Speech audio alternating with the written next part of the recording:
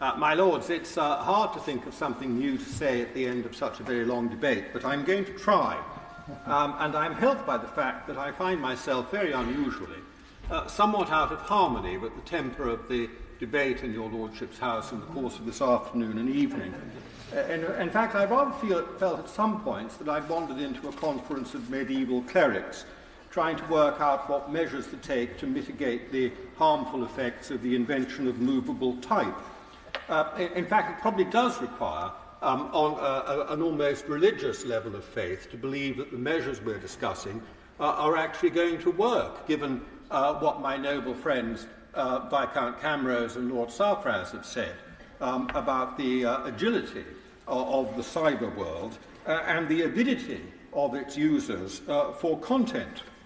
Now, we all want to protect children, and if what had come forward had been a bill which had made it a criminal offence to display or allow to be displayed to children specified harmful content with condign punishment, we would all, I'm sure, have rallied around that and rejoiced.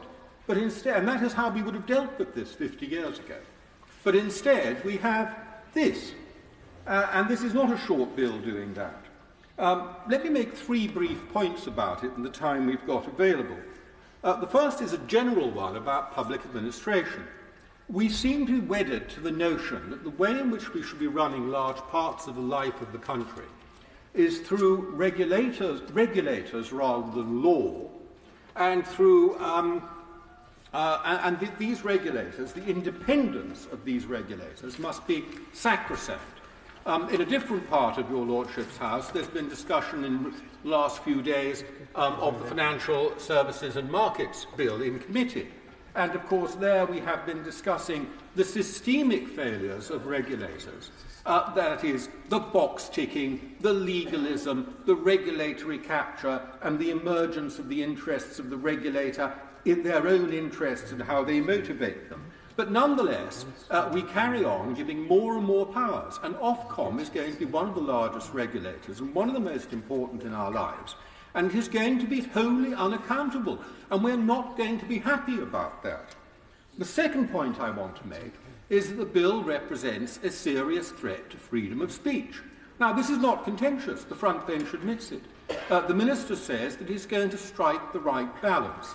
I say very briefly that I see very little evidence on the face of the bill, or indeed in the course of today's debate, that balance is going to be struck at all, let alone in what I might consider the right place, and what I might consider the right place might well not be what others consider the right place. These are highly contentious issues. We will be hiving them off to an unaccountable regulator, in effect, at the end. And the third point I want to make, because I think I'm going to come under my 4 minutes possibly, is that I did vote Conservative at the last general election. I always have. But that does not mean that I subscribe to every jot and tittle of the manifesto. In particular, I don't think I ever signed up to wanting to live in a country that was the safest place in the world to be on the internet. Because if I had, I'd have moved to China already, where nothing is ever out of place on the internet. So that is all I have to say, my lords, and I shall be supporting amendments. I shall be supporting amendments that move in the general direction I have indicated.